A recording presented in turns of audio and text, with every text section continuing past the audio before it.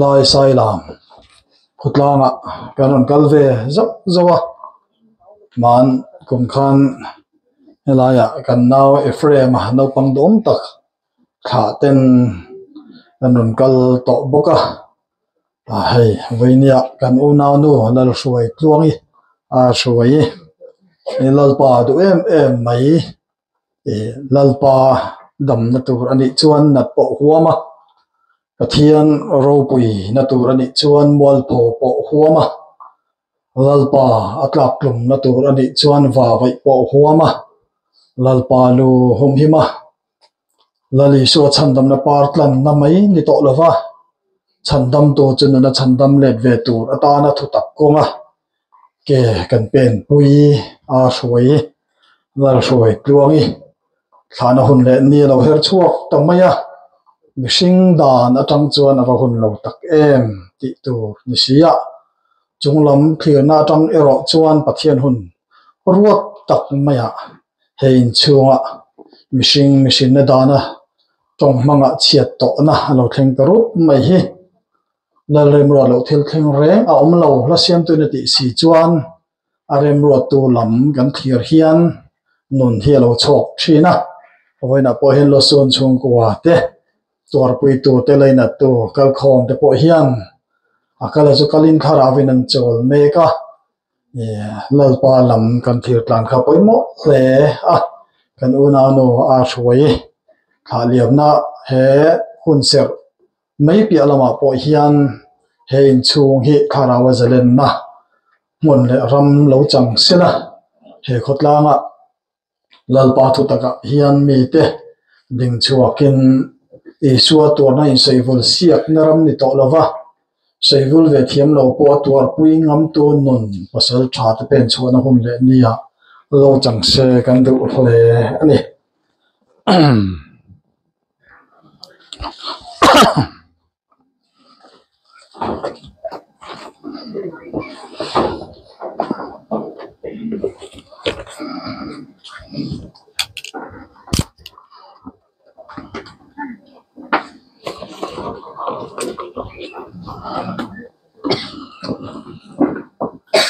pathian thu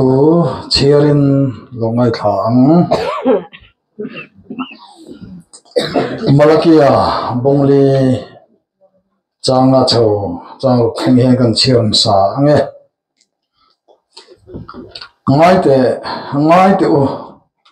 lalpan ro pui le rap tha tak alo khen main zol nei elija chikaram tirang chu ani chuan pa le fa te inkara in rem le na a thlen tirang chutilo chuan kalo kalanga an chia in lei hi ka ngai se da ange ngai te ulal pan ro pui le rap tha tak alo thlen main zol nei elija karam tirang chu ani chuan pa le fa te inkara in rem le na thlen tirang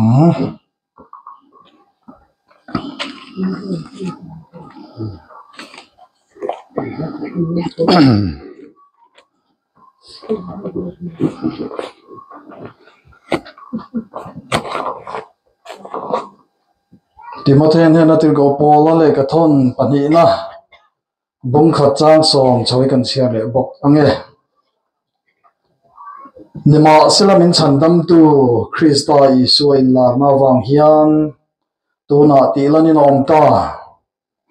ani chuan thi na chu ati boralin chanchin tha in nun na le boral thailo na ati lam ta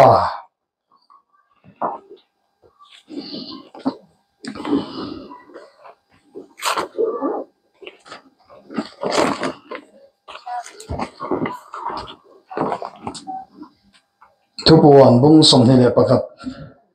chani chotang kan chia le loknge tin khothiang him Jerusalem thar chu mawa pasal ela ain chei anga pe diam in pathian henami wana ta lo chuk ka mopoka tin lal thut pha atangin oring takin ngai te pathian bok te chimishing jing alom ta ani chuan hnen a om anga anh ni cho mi te anh ni anga pathian nge cho anh ne na aum anga anh pathian ani bokang anh mi ta ta mi tui zong zong a fa yanga khi ina aum le thei to lo wanga lungai te tra te na te po aum le to he ko wang thil masa te choral ta ti ka sia thi ina aum le thei to lo wanga lungai te tra te na te po aum le to he ko wang lalpa na tho kan chia te kan zata mal min som sakro se amen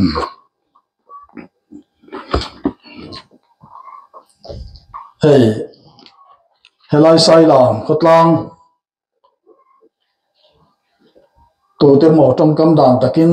chia to lu su na mun tan pon than ome ti tu rang zong zong in khotlang thenam khoveng te tuar puina konga in ke pe na chak tha in in longar wal he ni ten ka sia khochen khat le veng then khat mi thi vuya una te tha liam mu hil te tha liama kan jet la na then khat a ero chuan a kristal lam en lo hian kan ti dan thung hi kan enin kan chang von ta in kan la lei su a po sinei tlang dan le juda sa khuwa da dan in anan te thina ti thin dan pathian to na hmanga nan te in an te tling zo lo ang mai khan kan rama po hian ka in te tling ta lo zeng zum maya la pa le ka thuwa chuan buk na dik lo hilal pa ngai chon thil ten om tak ania khin dik tak ke ro cho lom zo ani atia helai hi kan an chiar chang hi mi tam tak chuan vai pa patla amo sum dong patla khai emo kan mit kha thina buk na dik lo an ti hian nober dor kon zu kal chuan alu ke zini khatan leidon se patla lamak dikem indonesian voksa lepain abu ka dikem ti lam zong chon a vai patla lam en chon kan te fetin kan check thol he a ma se bible hian buk na diklo wat hi vai patla hi zu kok berlo ni hen lam kata enge ti chuan kalali su khovela lo len lai khan vai patla in an buk lem lova vai patla in an buk lova sinei tlang patla zeda sa khuana patla anang lek chua ka an buk thina ingai em nazaret isu kha an buk ling lo ani chuan buk na diklo hilai pa ngai jon thil ten om takati vai patla lam ni lovin kan ti dan thin kan pathian to kan than nan to manga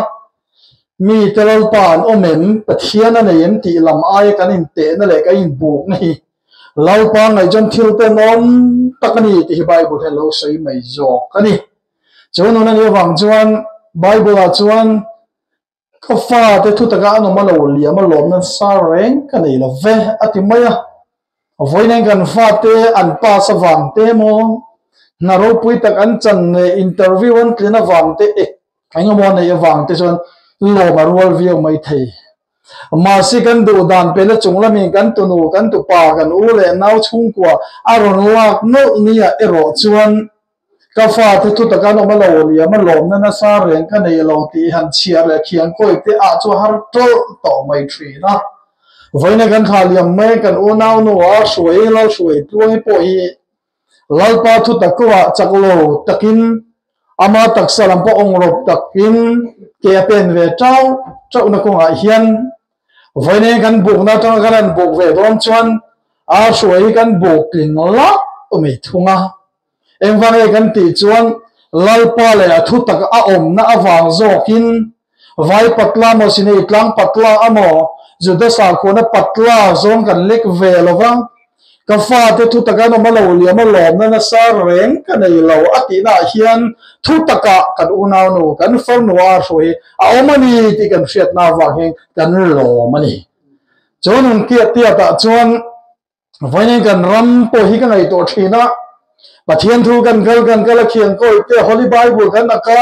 rasiam den o bible kan no ber bible nang chau ka dam na an tia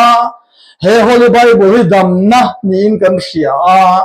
ama ero chu voi ni in Holy Bible li a phek le lam zonga a site e mo site b zo han kan soi don chuan dam na le nun na chau ni lovin Bible hi thi na oni ti kan soi tel ha du bo ani chuan na chu voi ni kan ram hi na man thiam lo hle a pathian thu a po hi kan soi fo thi na thi photo van kai khoi kharao chan dam na nge mai chu van kho pui kong kha chum hon theina riau in kan khia a chu lo chu pathian thu dang reng om lo le an chelo tok lek tur thu dang ni in kan khiat awangin voinen thi photo van kai kan tum khong ai kharao chan dam na chau amo kan ti lain malakia bungli na china kan chiara kan en to a ngai te lai pan ro pui le rap tha tak lo khen main in zinga zona Eliza karung tirang chu ani chuan pa le fa in kara in rem le na asiam sakang chunga chutilo chung ka lo kalanga an chin le hi ka ngai sa lau da ange atimai ani ole chu chu ni voini apo hian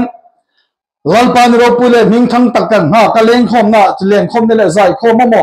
lung phun ne le ilawa chu ni ro pu lo theng don ta kan ha laliman le kan an ti thina chu lalpan ro pui tak le rap thak tak lo then ma chuan zona Eliza karon tirang choti kha ma na zona Eliza mi turi ni ngai ni chu akal to akhito aliam to aral to ma se malake bungli ro chan ngai te lalpan ro pui tak le rap thak tak lo then ma in zinga zona Eliza karon tirang choti hi kha Eliza ni to Eliza in alo thuk phumran me Eliza pathian thu aru relian tak mei chu o ani thi phodavan kai ni lo nun tlo na pathian thu kha Eliza ru relian takani ti kha aron sei chwa du wang ni Eliza tak tak kha he lalpani ro thai to aron pen tur don reng reng lo ma se zona Eliza karon tirang choti ha kor fual ne a sam sei neng nuang moi mul var seu sho ne na ron ko tual ve Eliza he ron kal tur ngai su helal pamero pui ta le ming thang tak lo then na tura hian kan zenga zona Eliza aron ti na tur chu chon pa le fa in kar in rem le na siam sakang chewati hian chu Eliza tak tak churon kal le tu ni lovin Eliza nun chhuri la chu thong poi mo tak mai nun kon thi phorwa nam kai ve na ram ni lowa nung chung le lal param lo thele to thu thong tha zo ka kha he nam te tan hen lal pan karon chot chua sak don chawani tiaron soina ni zo ka ni chunun zo ka chi kan na no kan fam wa shuai de po chuan chakle tak chung ban phale phagalo kara aban ve kham khama apen ve cho ka chu Eliza number nun to naram thi phorwa nam kai tum naram ni ve to lo tak sakla na tlung ne mai voile thi phorwa nam kai kan tum na tat khoi kharau chandam ni hian pa le fa in kara in rem le na akhan zo tak lo wang in Eliza tak sakla na tlung nun pon pathian thu le pa le fa in kara in rem le na tu ta nal pan thu thung tha zo chu he nal pan ro pu ta la ming thang tak lo khen na tu ra hian he nam ta he nal pan ming yam pe zen hi lo tum to a ma chu kan ram ro chen thi phodavan kai tum naram o ko na nang ma thole ti ve lamani lo la le so se le chan dam to pom le chi chon chan dam in mai ti in cross dai ni no ka lai oi mui na ka lai oi no lak lo to a chu mi wang chen chu le chu pathian thu dang om ni kan hello ha cross a hena fam kim der cross pi la maram che him lo zir ti ne dik lo kal so naram kan ti a kan evangelist wal ten cross dai him no I mean oi mua zuru cha tha har rim po zotila I suat wa na hi kham khop an soi thei to ui la zo him lop po hian cross chan chin zotila kan he khop kan ming khop chong mo lo ni lo sila ming sil thei to o me ti to rin cross chin kan ram hina ba ha zo ta chu cross chin cross dai him no kan ram rong bol tu ten zo ram mi pui ten bin oi mu zo to a I suat wa na kan soi vul singa Good Friday don vera chon ai soi nung lenga kan ram nun hi ka soi 14 tuna hai December kan an theng cho le ta kan malo ka ni som ni le pangalo theng don ori na lamin khu lama bethle na ma kai buthale ngwa na hoti lama kan tianga lena ne ro pui chu exam tingi ko rona liam ti eden parmo chol no ti bul le turin ti te ane zonga fur lai ve na khanan phal lo kha khanan khang le chuwa chuwa chu da chu mai chun khul ma gen pu thana kumalo thar le good friday do na ro chu kal vari lama cross ma ken pu chho le ngwa kan ram christian chu da khem le kal vari kara ne bel holing kan pu rai so ta chúng mình dùng chú cái lỗ em liam về mấy chuyện cái form của áo rồi chú lại bằng à khả năng người ta tự yêu sắc rất là vàng là chú thu thung cho rồi chú anh nó thu phun rất là vàng rồi kín ram cho nên rồi chẳng nên rồi chú áo rồi như nào ăn lấy bắt cái tiền tiền này tiền ruộng này cái sợi tiền đó này chú nên như vàng rồi chú vậy này hiện thì phải là vàng năm cái tụm nó lại hết rồi bung qua chầu lò cho nó mình sinh tam với khát thi rồi đi chúng mình ở trong đâu rồi nó mang chú vào trong vậy này hết cái nào pa cái nào nu cái thà liền bằng hết cái là thi vết đôi này cái này thì ngất chuyện thì chú trong chú bật thương thốn nghe cái này tiếng này hiện cái râm nó phơi bôi rồi ta hết rồi bung có châu cái này nên hiện mình sinh tam với khát thi rồi đi chúng mình ở đâu rồi nó mang tí hết mình sinh trong hiện thi vết đắng thì là mình là suy lâu em bảo chuyện nào vào này không phải mình chân sáng to bà lê pha hữu tiên chân to suy zoom lệ nó tuổi tan vàng nó phật máu lệ chun lá lì xua khắp vây khắp trong thì rồi ta nghĩ thì khắp bằng suy tung mấy đi anh nói làm cái này cho chút tiền bốc in Christa cho mình tin tan vây khắp thì rồi ta nghĩ thì là suy phía mấy đi khắp cho nên này vàng trong với nên thì phật vàng cái cần tụi nó khỏi khảo chân tâm đó cần làm gì mà nên son Charles Paul tin mấy lông phùng hết bề căn này hay cho hi bát thiên thôn này căn này lại hết khăn thì công ru khi lâu còn he holy bible la hen ada kiu mera chu ve ne kan una nu kan khaliam make out hoi la hoi to de po chu la pan mo tirani ti hi kan soitel sam do ani chu nu na ne wang chuan ve ne hen he cross de hin noi kan mu thut la mai nun hi ve ne jam cross film ram hi kan dai ngai ve to ma se kan rom bo tu te kan pui pa ten cross film ram chu him to lo zir ti na diklo kal sol na mani cross kan fam kim na ni anan tingwa free ani te ke he cross jente de ta na to na ni fatak nam khan do lo to de ta chun cross kan to na ni kan bul cho na ni ti tar le ang o cross la ni so ti sem thiang ma ro lo ka to lo friend ti to there is cross ti sana min ro all ni le ta cross I to na ni bul cho na ni a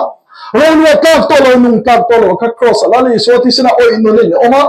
cross I to man le bi bul tan na ni wangin cross pi lam ram dai turin thon chuak to ro ti kan sentel from do ni chon ne wang chon zo ne ro pui eliza po kha Jezebel la vin atlantia a lau le nyang ni sa kho lu ma chaw to le a ma zo na zuni par thing lo bok lim roi maya chu da chon eliza eng khodon no vin tu lu drop me chaw tong kho mo hil bor mai lai par mi man eliza zo zuni par thing bok noi a mo hil hen tu re do reng lo mai avanti ko te zukti ra an zu khoi hara eliza thoro lung sa chang hemin de tui thol tui thun thar yam chon chopa eliza chon zu khoi hara an han harve hop me lung sa chang hemin le tui thol tui thun thar chon ai nan ina a chau e ma fa zu par thing bok tu mo hil le mai ma selal pa mi man eliza zu par thing bok noi thamral tu re do lo wangin avanti ko te zukti ron le ta zu khoi non pir pa chu da chu na man soi tel lo pakhat an soi tel tak chop mai eliza thola inin ro ikal na tura na si chel lo pal nge han ti chia chon eliza chon kal le na tura lo mani ti khafia thiam a har ko mai khalai para gan an chher khak chon chuni chon eliza chu cho ba chuni som ni le zan som ni pathian ka horot lam pani na kal ta ti mai ni ole chu choni vona helal pa nam khan le fe ni sare lo in ti mi zo ta ti me ma pa ze bilai hom zo me ma pa la wa kan ka che da kan ma zo na kal vre ka na thing cross ni para lo bo khlim rui ma gan evangelist rol te kan beram pur rol ten zuni par thing cross book noi min oi mo kalo me ni tu na hian ka chandam tu ni le tak mai tu jo ka tharau chandam le ta tin thole ti ve te lo khoi tharau chandam na par ka in kan ti ra ma se ve ne ni he cross ni par thing book noi a hian lalpa nam khan te lalpan to phen tu min du lo ba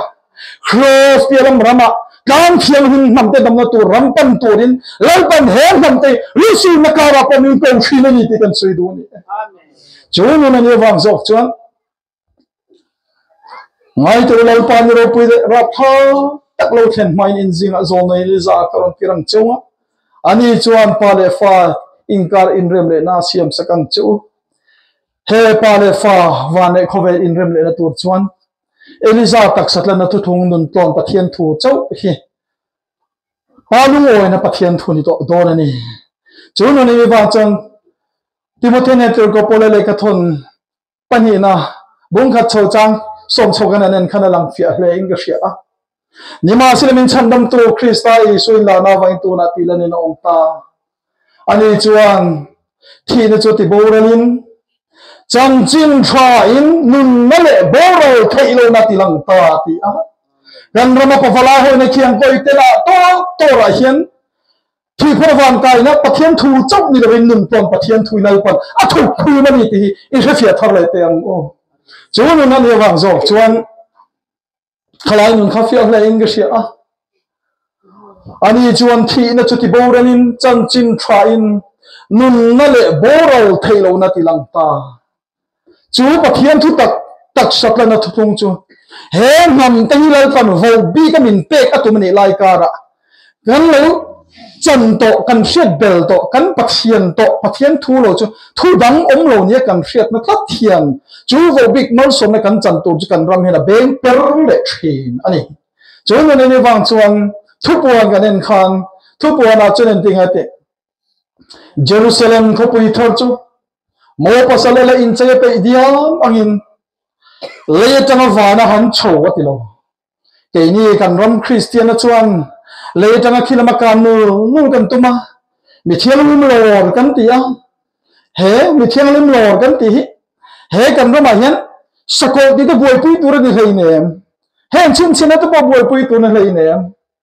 nakina chuan lo pan ami thianlim zong zong to min loranga a lor ve lo hong te ngai sa do lom ti in zirti na puar poleng tak chu kan mi finger wal ten an lekolam le jota maro chu zong den chuan te ni na kam nu kan tum lain thupona khan kan mo kha Jerusalem ko pui thar mo pasal la in che pe diam angin le tanga vanan chho ti lo va na tanga le lo chok ka ngati lalpa le ram chu le nu nga hian le zai on lalpa la bot sek don ani chung lai ka ra chuan ente afaro pui don en ngai te pathian bok te chu mishing jing alo om ta bok te reng chu validity na yani ti kan thra thiang o me khotang ram thri alo la sia fe kal ko nga chamalam hun zong an mang pingklamai zel thri la in chung ko som rual ho an tiam rual ho tun tum kan ram bo la sia akal ko nga hian khun tam kan khora iwa in bok mayang mon ti thina chung ko som ni rual an va in boka pole lo tla ka bon senga je man seng lu chon bok kan thia ta khon lut le train bok te chu hun bi nei ti na ni thu pona chon ngai te pathian bok te chu mi sing jing alo om ta ti hian chatua na soi lo he kum sang le ron vo bi gram hi he nei lung mi sing te he dang e hian vo bi ke he lal pa na ron hun chuak do na chatua ne le tham pol ve chi ni lo ni ma se kan ram nun ero chon chatua le kum sang le ram te kan tham pol kan soi pol nok thina ma se he pathian bok te hi mi sing te zinga lal pa na ron hun chuak do na chu huna meu chon thi na om le thei to lawang lung le te cha te nat na te om le thei to lawang ti na roma chia khan nam te hilal pan min khum khom to do na ni chunun chani wang zo kin he kan una nuwa ruai la ruai tong nge mai po hi chu thu thung tha zo cross pi la moram nu na chu lo pa da mo ti ra nun ton ram chu mo ti ra ama ya thi thei to lo kan ti lo kan thi thei to lo kan ti lo thi thei na ro ma ding thi thei to lo da ram lal pa min thi ti ra ni lo pas fi nam ro se chuan na ni wang zo chuan voin ya hian chu thu thung tha zo ka chu lalpan he nam te ko he sai ram khut na ga pathian fatak te pe lalpan chan tir chu la shin tir chu athil tum mani a ama chu buk na dik lo i lo lek ero chu ni buk ting le chuang lo wang chunun ani wang zo chuan he har san le mang anakara po chu pathian mi te chuan ken pen chuan ato per tan chuan chan chin tha lukazia bung riat atop ram kan anen chuan hei kan mu ani ti chuan an zana lo tap tura an oman chu mati lali so balu ta lali so nei tingati trap su athilove amuhi rani zo antia ma sen tingai sia athito ringal ngai wangnan nui san tamaya ti ni kha lali so na puta chena chente tho pati chenti chuan athara lo kirle alo thole ta ona chu no venen chu cross kiram ram chumina lo huwa Eliza nun ton ram pathian thu po chlom huma sela honin thiamla chan silo na wang ero chuan mi te na ruang na mi te mar phuto po no to ve na pakan o na no a khoi po hi han en na mar phom to lo mi sing tong mi zo tong chana thinge ni ma se chu thu thong chazor nei tu cross kilam ram dai tu te nu ero mar phu to om to lin on hu to chat to in wat mai khom nei to ma sela Thưa thưa tăng rồi cho nên phần của anh ấy suy nghĩ là cái phần này chỉ là về mình là mình rồi thì lấy phần những phần tiếp tới này cho nên là cái nào nào suy nghĩ về này là chỉ là về em đâu số mà phong to thế này anh ấy hỏi thì là vấn tiếng mình đi sang country vào quy lo thâu to này này này đi cái lo mình sinh ra nó trong chân khi to này anh ấy phải nên nuôi sinh tầm mấy tiếng mà lên cho nên là bây giờ chúng tôi cái nào nào suy nghĩ mà phong to rồi mà sao chú thu thùng cho rồi mình còn bắt hiện thu tắc sắc tắc thu thùng ạ cho sắc con này làm gì đây bu về đủ to rồi va anh cũng đi làm ăn chính trên à anh bao nhiêu giờ rồi bao nhiêu kim chăn nào rồi ngắm tu tên mình khai thì làm đại tu tên mình rồi cho anh mang phu lô to mà sẽ thu thùng tăng in lấy phần thu là về mình là tiêu vậy thôi là nó cho rồi cái thu tu là tăng lấy phần anh thu tí là đi về nhà ruộng này cần soi chuộng đồ này cho nên chúng ta lấy cái cần chăm về thế này tu là tăng nặng chứ Eliza thu thùng thắp mấy nụ tuần bát hiền thu, bà lê phai cái rừng rậm lệ nó tổ gió, thì nó chút thì bồi lên Timothy, chân chín thà in, nung nó lệ bồi rồi thì lâu nó rồi thì lần tạc thu thùng thà gió chứ, vậy nên là suy nghĩ để con ăn nục chả thèm để con phật là ba, chú thu thùng thà gió cross thì làm đai à, cái tiền nó thu thùng nghe chú, nang lệ cái con gần phía chân phía xe, thì nó tổ tăng, lần con mà chẳng là thu gần phía cả. Rồi tôi mới chẳng sắc sẽ là cắn giá ta là thân man sống sắc thiểu rồi sẽ Amen. Ole cái thứ hai chúng cổ lo mà chẳng là thân lấy lơ buồn rô bùi chợt lo mắng thì hay cần phân ô suy thả na để bắt thiên phật lại trôi mồi nan cần gia đình cần sáng chúng mình dọn chuan trồng trái na bắt thiên rô bùi nan cái này gì đó nhá cần gì đầu tiên không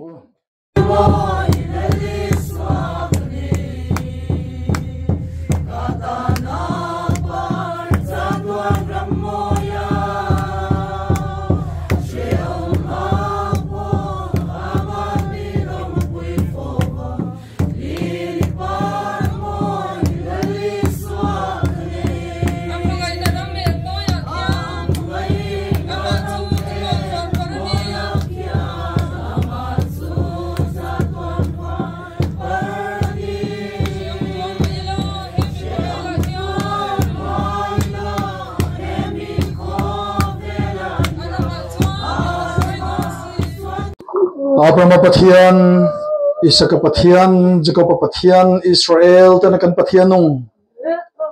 Vayan alpa kan pathian nang ma thutak thuthung ko ngayrong kan bol puidu takan una no arsuai chu. Hey inchua chena inchua lalpa mangaila ui tak chuka kan thaliam na hun set achulo top don tareng mai. Lalpa vayni nang ma thamwa na kan mamo akan deal cha. Arsuai na kalsan ta chung qua zong tên hệ na hiền khovelina pe kang ni lo nang ma khamwa na chu nang ma min pek sakang che lalpa kan pathian du tak min mangai tu heng le su na ruam te hi rong bol tu ro pui le thara mi tam tak te po an khop lo zo an tluk sop na thin ruam ani a chuma chon lalpa nang ma tharau thianim om pui na lo chuan lalpa he lu su nei tu man he takan pal kan thei ngai lo lalpa voina lo sun chung kwa la imi fa kal khom te hian thi lui kama zaya imin kan fak theina turata na tharau thiang lim ron kala kan za tha hi thari nang man ti chakang che hallelujah amen lalpa kan pathian nang man nun ton ram min mu tira tak satla na thutlung thaber chunang ma min chan tira ma se hunin thiam la chan silo na wang ro chun leilunga he kalain thaliam le si thina o huna ka ro zion fa ti han lalpa ramro pi kan ha o kan lalpa kan pathian kan le darami thale ra ni lalpa ini sa te mung le te mang anate dire na tam tak kan tur fo thina kapa thutlung inang manon poisang hallelujah amen hallelujah lalpa we poi kan una no lal shoi tlong ar shoi chaklo le lalpa tlu le tak pama ongrop tak chung po nang ma thutlung atan fan na hinang man threng la o kan lalpa le kan pathian he ruang dai kal tlang hi hen chua he khotla i ming chu fak le chor moi lo omro hallelujah amen lalpa ka pathian entiga hian nge molalpa ne dan hi kan mo khun tur yang le thoga jordan no kai ta na lalpa ko pathian van ar singen huni kan ha lel to tak sakana thudung kan temun ton ram kan soyalpa hunin thiam la chan silo na wang ero chu khowelen kan room thi na ana kan fardu takan una no ar foi po khana ha le em soi thia bin cha thiam ni silon jon thei to pa chwa ve thin nge yang oi soi na pathian ma se nang nge be ko khowele le lai khan dam lo tin re ti damin ni thi ti hiya to po kai thoi ma hunin thiam la chan silo na wang ero chen cross le ra khan mi suwa te nang khatring nin turza mani po ti dam zo lo wan ti che khamole ai amen lalpa vona pa thung zo chang mai na hunin thiam la chan silo na wa jam mani po ti dam zo lo wang mai kan ni himole lalpa en polo ni ros he cross bilan ram kan da na to cross ram re ta hi cho to dharma kan vuan thei na rong bol to ro pui le theologian da po kan vuan thei to no he cross bilan ram re tak me lalpa ke pe na tlang thianin kan khen thei na to ra ta na mana nam mi pui te me na chun ding ai shuan khan tharau thiang nin me na chun ding ai nam te min thuai zo kang che voi na lalpa kan pathian he in chu hun ser chalo to tak kan pa lalpa voi ne ki min hu khun le kan ne nei puan chuara kan lom in ne la lom thu kan ron soye roi pu na choi me ni ku to pe kan hlana khan mo lama poi ro pu ne pong chuak la voi ne me kan du to lo nak to khan ha ni te hun ko ze la po heng chui khorin om tir su la nang man kan una nuwa thui si drok chu tharabin lo kha sak zo kang che engkin iro puina ni sila chung zong zo chu Israel ta pathian kan pathian khi ne thole Krista Yesu ka pai hing thiang hlimin lom thu soi chuin kan on dealing ku do pe tharin ka rei hla ne amen le to sa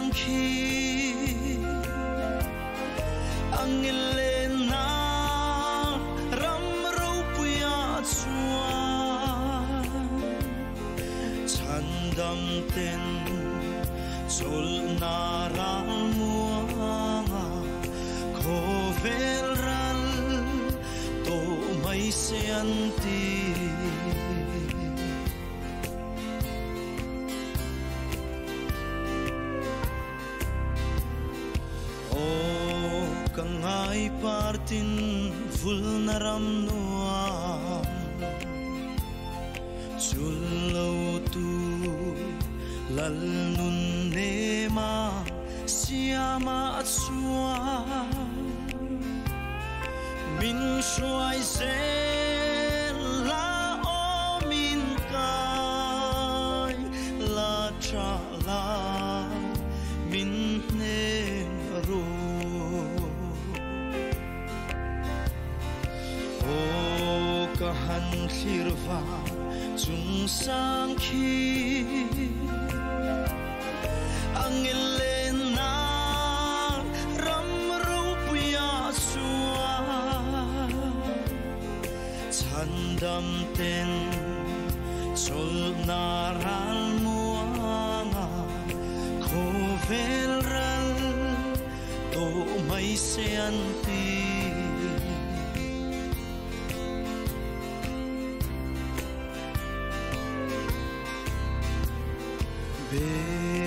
Ram no ram zai on ka thlen chuan lung du ka chen na reng ka ngai lo vang ma ngai kho pui nam tin chu tin lo na kim ma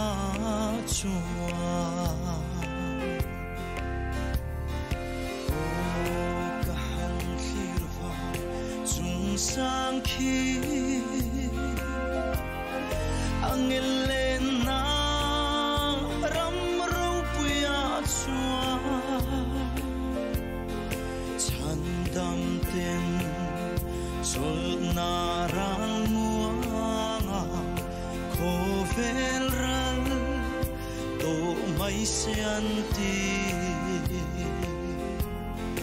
kovelral to mai se anti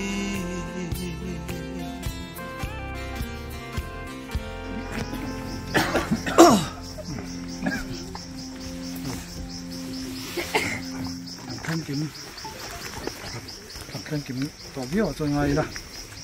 ngay kan unau nu suai no suai tuang ni ngay khan na hian tholen ma sa tho tu ta na nan tha lian don ta chani a loi omin kho thlang don le maya na kho tlang ho po hian an mangai le ni kan tia tha mo la te kan tal ve nual a chet ta chung cha na te hian hei khan chắc mai môi tắc cái mày đó nếm đi tôi còn một bộ sợi sắt rất nhiều thật là cái này mang lại bộ rau pi thế này làm hun chẳng mang đây đâu anh tay vừa gần chia đến trong tay này gần mang đấy đồ nha và thiên thủ chia đến lâu ngày tháng thôn khát cầu đến bung sầm đi đẹp bạn thị cháu đi gần chia anh ấy mi thi thò lên nó po hi chút yang bốc anh này trôi thấy tụi in ảo mà trôi thấy là vắt cái thọ in ảo trôi mồi là vắt tụi in ảo mà rau pui ta cái thọ in ảo chắc là vắt tụi in ảo mà phiêu thì thấy là này cái thọ in ảo lal pa na thu kan chia te kan za ta mal ni som sak ro se amen u naw no a thui po hi a le lam dam chung ni hun man na te a hun ka na te hian mishing na tang chon a soi thil ton cho van ro pui tak em ti a khotlang le thanung khoven te orun lui na tlang chi pa chon chuang lo po ni mai thei mishing na tang chuan o omang tak pon alang lo an mai thei ma selal pa thu kan chiara khan choi moi lo vatuin omma sila ro pui taka kai thoin om to na chak lo vatuin omma se thil ti theina nei kai thoin om to na ni ai zo la chuan veng pakata thina chon traffic police roi ngai khopin traffic jam loya VIP motor te nei kardel dula ti salam mu thei dan atang chuan mol mang taka thil jala ro pui em an van thi ro pui em ti tu nge choni e ma se lalpa chuan Samuel này là dân đăng này mình sinh tới chân pon là mà lần đầu nên chuyện cái rồi thì nông làm em tu cái này thì mấy xí à cái này nó rau bùi cái tí vàng làm hiền rau bùi lo thì về hậu lâu thì này cái này là đi cái tí vàng làm hiền đi lâu lo thì đấy phải rồi cả cho cái u nào nu ar suy bỏ hi với này hiền traffic jam khop mo traffic police rồi ngay khop tên mo hay một thiếu này hiền hun in her hong lo mà xí la joy moi lo vatuin oma sen nakin alalpan ro pui la ming thang tak lo thlen huna chuan tholen ma sa lalpan kai thawin ro pui takin akai tho dona chak lo vatuin oma se thil thi thene nei kai thoin om don ni ti he than to tlang soi du ani voinia hian lalpa le ka thu chon thireng si nung ming pu atia voina a soi khaliam tu te zo ka hi kalin helai tlang han lon chok sup supate po hi chunglam lalpa thina tang chon thireng si a soi jok thia kan ngai jok ki chunglam thina tang chon nung reng si hen kan om dek theini chuan chuan lalpa le ka tu chon o Israel ipathian tok turin min pe ro atia voina a soi a thia tha mo la kan va tha liam te tu te hi lalpa mit mo mi thirual galoni palam te dom e ma wang hian eng pon ni secondly tinuna hian pathian tok tur kai bot se bangai te lu em kan unau no a soi chu natna le har sat port som de tem tlak bok ma sila lalina ko una chu na chiang tok e ma nunglam hoi kir tur ni sa hoi kina tur tam tak amu ve nge in ka ring ani ma se chung zong sunga po chu na thin lunga ram thale zol chak na nun chu kai thoina om tlata chu nun nge me chu chang tur ta na aleilam taksa ero chon chel zo lo ma sila lalpan ro pu de la ming thang tak lo thong hana chom thole na ma sa lalpan kai tho do na ni ti hi lalpa ro pu na kan pong chok do ni lalpan kan za ta mal mi som sak se amen pathian ha ta yang oh hallelujah lalpa ro pu ber nang ma fak na chon voine kan unau nu a hruina kal san tak chung ko zong zong tele imi fa te kan zanu na hina tharin lalpa na min tho skin nang ma fak na chon kan min lo kha sak thar le am che voina lalpa he than mo la than ko tlanga kan farnu kan unau nu chu a hrui chu karon tha liam ta chu ni a lalpa tharawin ang chunga chol hadam tira thole na sa lalpa namte dam na tu ram nge me chu nang ma lalpa ikai thoi do ne ni ti kan thiat na wang ro chu kan thamuanga inena lom thu kan on soin o ni nang ma le ka thu chut abela thi sen chu na thi nu po thu la soi ta cheu a tiang mai khan lalpa kanuna no a hui chu kala kalta a chol ta e o thi nuwa mu thil nuwa henal lalpa a sen kal tla ruang dai kal tlangin a chung kwa ule na wa te he khotla ga thari nang man thuan soi zelang che ka pa nang marem ruat na hi mishing da na thang chon khir khan tak takin lang thin ma se rem ruat tu nang malama mi atan tlat ero chun lalpa an lo ne le fo si thin thi lui ka ma zai ni ming ten fak thei thin ani jo vai ni apen ar suai thi na mu thil na bang thin lung ke som le lung chia te ne na hian nang ma tharau thim thamwa ne om pu ne mal som ne pol thar chu thairon thlen tirang che ka pa pangai tala ui tak chung kan ti thei tok chu he than ko tlanga o ani a thairon tha liam ni mai lalpa nang mai na ni ka chan dam to chung kwa he khotlanga nang man na tho min chun zom sakala ro pu ne la choi moi na thar nang ma min chan sak tur in le ke ni tan thara lo mal som na tharon theng turin chu zong zong Israel te na kan pathian thi ne he tho le Krista Isu ka pai ming thiang hlimin kan ron dealing ko tro pu tharin kan ri hla ne amen mang cha na don ya